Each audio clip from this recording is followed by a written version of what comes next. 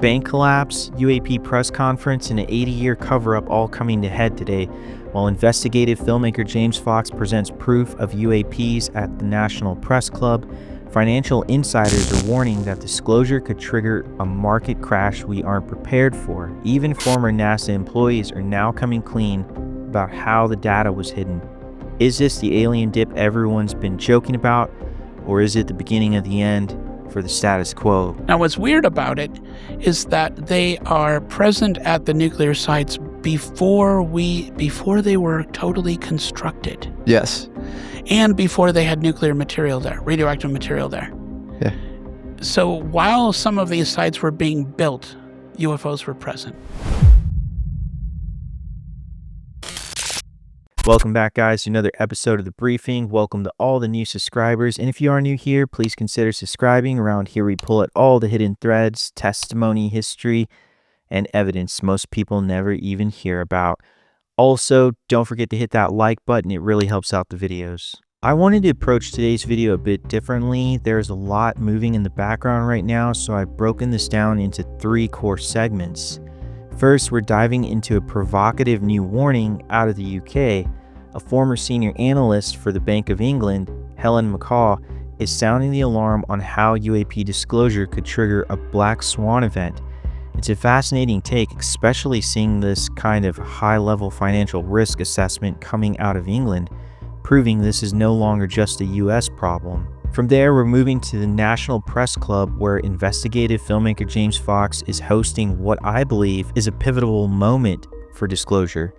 He's bringing in witnesses from across the globe, specifically focusing on a major international crash to testify in a professional public setting. To me, this is the pressure cooker moment. When you have this many credible witnesses speaking on the record, the government's plausible deniability starts to evaporate.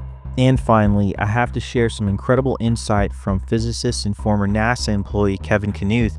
His recent interview on American Alchemy pulls back the curtain on how data has been systematically suppressed from within the agency.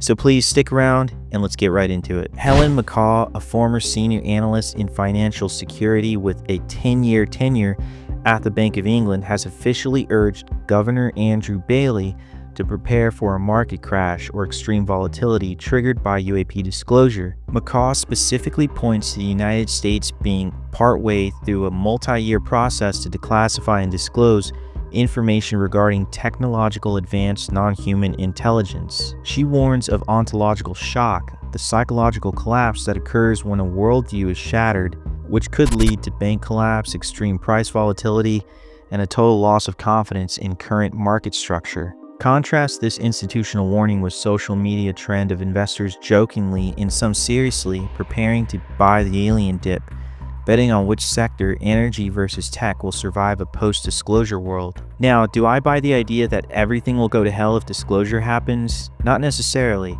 I've spoken with plenty of people about this, some religious, some not, and I often ask, what would this actually change for you? For most, the answer is nothing. Their faith is built on things much deeper than a government press release. For a believer, the universe is already full of mysteries. They don't need NASA's permission to keep their worldview intact. I honestly don't see disclosure causing immediate widespread panic. We have questions for sure, but the world wouldn't stop spinning. I think the real mystery is whether disclosure means we'll start seeing them more. There's a speculative rumor that the beings themselves might be controlling the timeline.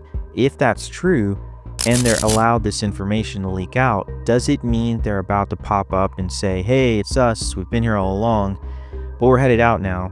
Personally, I doubt it. I think the phenomenon is far more subtle than a giant hello on the White House lawn. Patrick from Vetted brought up a great point though. He said, look at how we acted during the pandemic with toilet paper. And he's right, humans can be unpredictable when they feel a loss of control. I just can't imagine what we'd be running to the store for in an alien disclosure scenario. Is there a UAP survival kit? Seems unlikely. 80 years of silence? I believe the ontological shock Helen McCaw speaks about wouldn't actually come from the existence of NHI itself. Most of us are already on board with that. The shock will come from a realization that we've been lied to for 80 years. It's the institutional betrayal, The fact that a small group kept this from the public and dark questions that follow, like the reality of abduction phenomenon, and that is where the hell breaks loose, when the trust in government finally snaps. I mean, it's fascinating to see financial analysts weighing in now, but we have to remember the history, how Puthoff told Joe Rogan about a select group tasked with weighing the pros versus cons of UFO disclosure for the White House. Back then, the cons, the legal liability, the risk of social chaos, and the loss of status quo far outweighed the pros of scientific advancement. The administration chose plausible deniability. As it turns out, with our group of 8 or so, we said, we get a negative number. Well, it turned out that all the groups got negative numbers. So the outcome of that exercise was, if you're thinking about disclosure, forget it. Was this during George Herbert Walker Bush's? No, it was during Bush 2. Bush 2. George Bush, rather. George Bush, yeah. W. But today, everything is different. We have whistleblowers, congressional hearings, and the topic is firmly in the public consciousness. The status quo isn't an option anymore. The cat is out of the bag, and Helen McCaw's concerned prove that even the financial world is starting to realize it. Now, if you want to talk about pressure, look no further than what's happening in DC right now. Investigative filmmaker James Fox just appeared on News Nation to preview his massive UAP press conference at the National Press Club, which in a massive bit of timing is taking place on the exact 30th anniversary of the Varginha, Brazil crash, which is today. Interesting anniversary on Tuesday when you're holding this press conference. It is. Quite literally, isn't it? 30 years to the day 100%. Since Varginha. That was not an accident. That was not an accident. I wish I could say more, Ross. I'm not trying to be, I'm doing everything I can, and I can't jeopardize things that are going on behind the scenes. I just can't do it. No, I think everybody who's concerned for UAP truth-seeking, James, thinks you're a hero and frankly wants this to succeed. And I will do another video covering this because I just got finished watching it myself. It was something like 3 hours, and a few things came up we have to talk about. But in the meantime, I'll talk a little bit about it here. James isn't just showing clips, he's brought the witnesses to America. We are talking about people like Dr. 𝐬𝐿𝐫, a neurosurgeon who held onto a secret for 3 decades. He's testifying that he had face-to-face telepathic contact with a captured being in a Brazilian hospital. According to Fox, Dr. 𝐬𝐿𝐫 only decided to come forward after a heart attack made him realize he couldn't take his truth to the grave. O olho não era vermelho, estava lilás, também em forma de gota. E me olhou de uma maneira muito tranquila, não estava agitado, não estava agressivo, não estava com dor e, na minha opinião, não estava com medo também.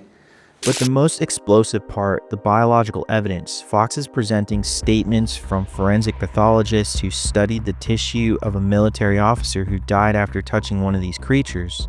They found a strain of bacteria so highly evolved and advanced that they claim it has never been seen on Earth before or since. Also, James shared those documents in a QR code. I'll put them up here if you want to go and check out the stuff he okayed to share. James Fox says he expects to make people in the Pentagon very nervous this week.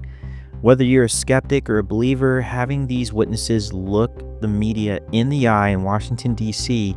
is a game changer for the disclosure movement. A major point of decision is whether this meeting is a tipping point or just another high-profile repeat. Supporters argue that by bringing international witnesses like Dr. 𝐬𝐿𝐫 to Washington, D.C., Fox is effectively bringing the evidence to the jury. The fact that a sitting Brazilian senator is reportedly involved adds a layer of diplomatic pressure that previous hearings like the 2023 or 2024 sessions lacked. Critics such as those often cited in Skeptic magazine argue that we are still dealing with anecdotal evidence. They point out that even 30 years later, we are still relying on human memory rather than a piece of craft or biological sample that can be verified by independent labs like the Smithsonian or MIT. Now, I agree, however, if we get a government insider who can testify to cover-ups, then that changes a lot. The most discussed element of this meeting is the Marco Cherri's autopsy and the extraterrestrial bacteria. This is where the event either succeeds or fails. If Fox can provide peer-reviewed, verifiable documentation of a non-terrestrial bacterial strain, it moves the conversation from ufology to biology. If the biological evidence remains a variable claim without a published lab report, it risks being dismissed as just another trust me moment, which has historically frustrated the general public. There's a strong sentiment that the real story of this press conference isn't just about aliens, but about a government outreach. Much of the commentary focuses on the visa denial of the Brazilian witnesses, the US government's using red tape to prevent the public from hearing firsthand testimony. As mentioned with Helen McCaw, the shock isn't the existence of life elsewhere, it's the 80 years of silence. The opinion among many in the disclosure movement is that this meeting is less about a hello from NHI and more about a jacuse toward the Pentagon. If you ever needed proof that the mainstream scientific narrative is being